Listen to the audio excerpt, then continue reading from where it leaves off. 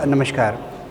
आज हम जो इस दीर्घा में आए हैं, एक विशेष प्रदर्शनी यहाँ पर लगी है उधमपुर में, और इसमें जो है श्री अनिल पाबा जी का जो उनका कलेक्शन है, जो उनका जो है संग्रह है, जो अमर संतोष आर्ट गैलरी और म्यूज़ियम के नाम पर उन्होंने जो ये कार्य किया है, ये उधमपुर का गौरव है। और उधमपुर की जब हम बात करते हैं तो यहाँ पर हम देखते हैं कि यहाँ पर बहुत सारी संस्कृतियाँ हैं यहाँ पर बहुत सारी कला हमें यहाँ देखने को मिलती है। और इसके साथ साथ जो यहाँ पर हम इस गैलरी में आए तो यहाँ पर जो है पेंटिंग्स प्रदर्शित हैं, और ये पेंटिंग जो है इसमें कश्मीर और जम्मू स्कूल की पेंटिंग्स हैं। जब हम जम्मू कश्मीर को देखते हैं तो यहाँ पर जो है विभिन्न कलाएँ तो थी यहाँ पर, और उसमें जो है मिनिएचर पेंटिंग्स का एक बहुत बड़ा नाम है, इसमें बहुत बड़ा और विश्वविख्यात यहाँ की पेंटिंग्स हैं। बसोली, अगर विश्व में कहीं भी हम जाएं, विश्व में किसी भी आर्ट गैलरी म्यूज़ियम में जाएं, तो अगर हम बसोली का नाम ले लेते हैं तो पूरा विश्व जानता है बसोली पेंटिंग को लेकर के। बसोली में जिस तरह से रंगों का प्रयोग किया गया है, उसकी परिकल्पना की गई है, और ये जो बसोली के जो चित्र है, विश्वविख्यात चित्र है ये, और वो जो है देश में भी है ये सुरक्षित है, और देश से बाहर भी ये सुरक्षित है। और इसके साथ साथ हम इन चित्रों में जो पाते हैं, जो बसोली हो या जम्मू हो, जो पुराने प्राचीन चित्र हैं, इनमें जो है इनमें प्राकृतिक रंगों का प्रयोग किया गया है, और वो जो रंग है वो फूलों से वो जो है लिए गए हैं, अलग अलग जो फूल होते हैं उनसे वो रंग लिए गए हैं और फिर इसमें लगाए गए हैं। इसके साथ साथ हम यहाँ देखते हैं कि यहाँ पर जो है सोने का भी इसमें है, सोने का पानी जो है इसमें चढ़ाया जाता था इन चित्रों पर, फिर ये चित्र बनाए जाते थे, और ये चित्र जो है ये शोभा देते थे, अलग से पेंटिंग्स बनती थी। और उसके साथ साथ ये जो पेंटिंग्स में ध्यान के लिए भी बनाई जाती थी पेंटिंग। तो यहाँ पर हम जो है देवी देवताओं के पुराणों के जो इसमें उल्लेख है चित्रों का, श्री गणेश से लेकर के दशावतार है। इस गैलरी में एक जो विशेष कलेक्शन है वो है राजा रवि वर्मा का कलेक्शन है। राजा रवि वर्मा जो है उन्होंने जो हमारे जो पुरानी जो गाथाएँ थी उनका चित्रण किया, उनका कैनवास में चित्रण किया। और उस वक़्त हम देखते हैं कि आज से 150 साल पहले जो टेक्नोलॉजी भी उतनी नहीं थी, विकसित नहीं थी। पहले सारा काम हाथ से किया जाता था, और हाथ का काम भी बहुत जो है सीमित दायरों में चला जाता था। इन्होंने क्या किया, इन्होंने जो है कैनवास पर पुराने थीम्स को उतारा, हमारे जो पुरानी गाथाएँ उतारा, फिर उसके बाद जो है इनके राजा रवि वर्मा की जो पेंटिंग्स को फिर ओलियोग्राफ्स के प्रोसेस से प्रिंट किया गया, और जो प्रिंटिंग था वो फिर ज़्यादा उसका प्रचार प्रसार हुआ। तो यहाँ पर जो ये प्रदर्शित है, चित्रित है, वो यहाँ पर ओलियोग्राफ्स हैं, जो उनकी पेंटिंग्स की कॉपीज़ हैं। लेकिन अब वो जो ओलियोग्राफ्स हैं वो भी बहुत रेयर है। और अब इन ओलियोग्राफ्स में फिर क्या होता है कि इसमें फिर जो है इसमें एक और कार्य हुआ है, इसमें जो है मोती लगाए गए हैं, इसमें वस्त्र लगाए गए हैं जो इनके चित्र में है। तो एक अनोखा इसका जो एक प्रारूप स्वरूप आ जाता है निखर करके।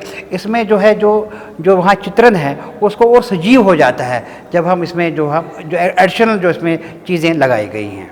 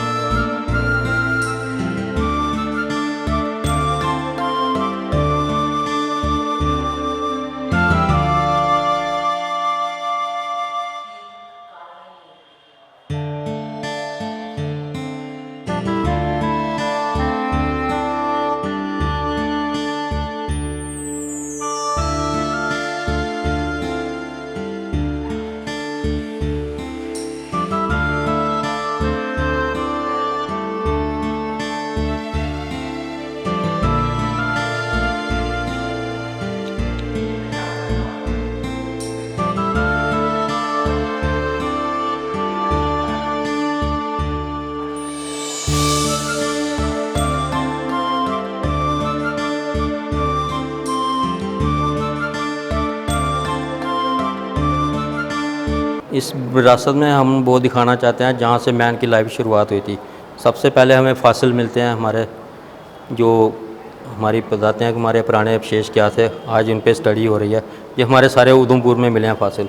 ये हमारे जब पशान काल और नवपशान काल के हथियार हैं जो आदि मानव पहले यूज़ करते थे।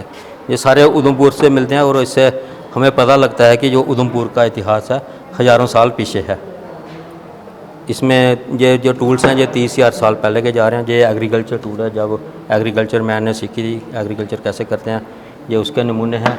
ये सारे स्टोन टूल्स हैं और ये चरट है जिसको काट कर हथियार बनाए जाते हैं, जहाँ इसको तीर बनाने का काम या काटने का काम वो आदि मानव करते थे।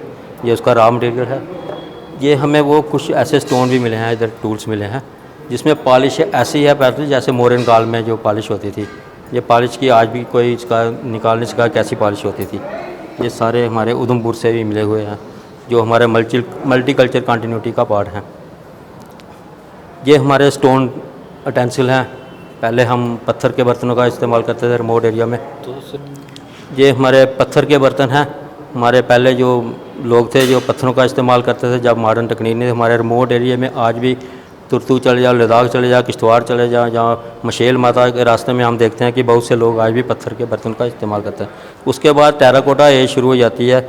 ये हमारी पाटरी हैं जो बिल्कुल पूर्ण अवस्था में मिली हुई हैं।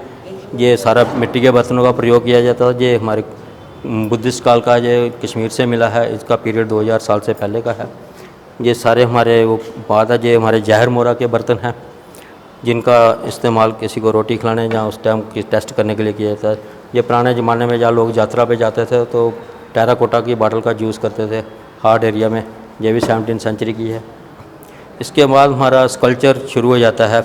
जो हमारा इंडो ग्रीक का इन्फ्लुएंस था वो इस मूर्ति में दिखता है। ये बुद्धिस्ट काल की मूर्ति है। ये हमारे जम्मू की मूर्तियाँ हैं जो हमारे, ये एक चोला पीरियड की मूर्ति है।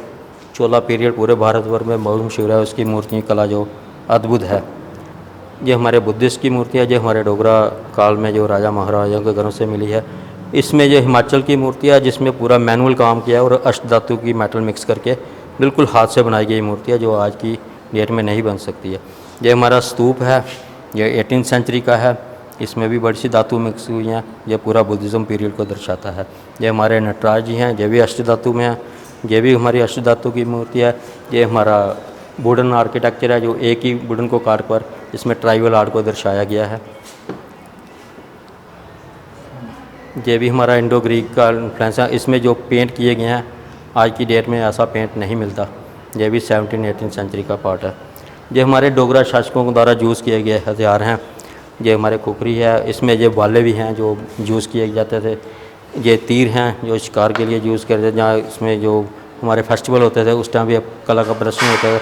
ये जो बालियाँ हैं इसमें जो घुंघरू पड़े हैं ये दर्शाते हैं कि राजा जब जीत होती थी कहीं यहाँ पे तो उसमें जो बाले या तलवारों में बालियाँ या घुंघरू डला के प्रदर्शन किया जाता था। ये हमारे इंस्ट्रूमेंट हैं जो डोगरा काल के हैं। ये हिमाचल और हमारे भद्रवाह किश्तवाड़ में इसी का इस्तेमाल किया जाता है। कोई देवी देवता की यात्रा निकलती है, जहाँ कोई और यात्रा निकलती है तो देवी देवता को खुश करने वाले इस बात यंत्र इसको करनाल बोलते हैं। ये कैलें हमने देखी हैं कि आज भी शादियों में कैल का इस्तेमाल किया जाता है। ये भी कला धीरे धीरे लुप्त हो रही है और बहुत सी कैलें बनाने वाले आज लोग नहीं हैं।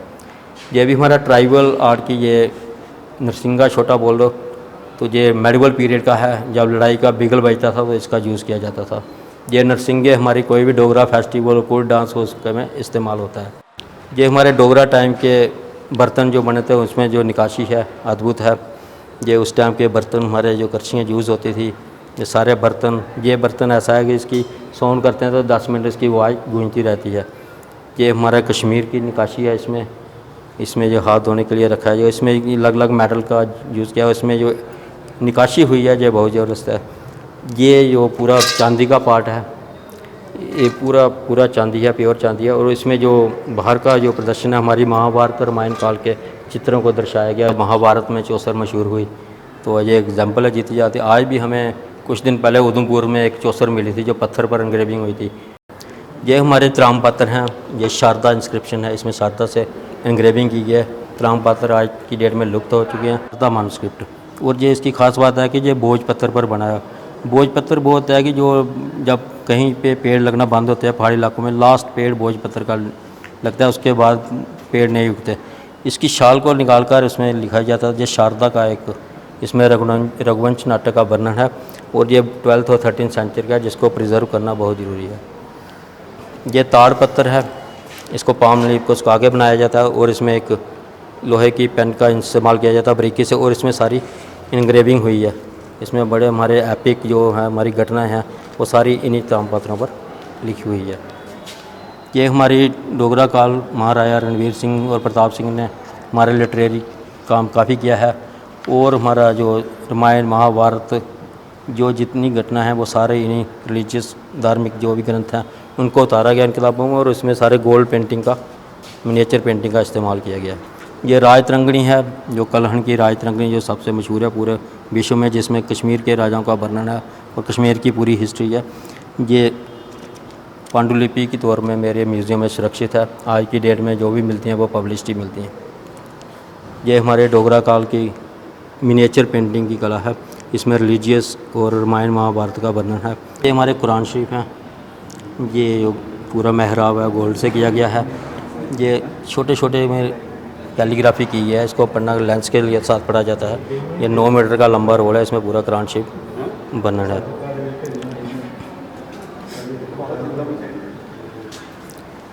ये हमारे डोगरा शासकों और महाराजा रणवीर सिंह द्वारा ट्रांसफ़र कराई गई। जम्मू कश्मीर में ये एक बात कही जाए, डोगरी मानूस्क्रिप्ट हमें कहीं नहीं मिलते हैं कि डोगरी में मानूस्क्रिप्ट लिखे नहीं गए, लेकिन ये मेरे पास जो डोगरी मानूस्क्रिप्ट हैं जो इस बात का सबूत है कि डोगरी हमारे राजाओं ने काफ़ी काम किया है और ये पांडुलिपियाँ उस टाइम लिखी गई थी। ये हमारा जो क्लीन का आर्ट वर्क था हमारे राजाओं ने, डोगरा शासकों ने इस पर भी उतारा है और इसमें गोल्ड का वर्क करके इसको प्रदर्शित किया गया है। ये सारे अरबी और फारसी के मैनुस्क्रिप्ट हैं, इसमें हमारी साइंस टेक्नोलॉजी का बड़ा खूबसूरती से वर्णन किया गया है और इसमें राइस पेपर का इस्तेमाल किया गया है, और इसकी कैलीग्राफी देखो तो बहुत ही सुंदर है। इसको प्रिजर्व करना बहुत ही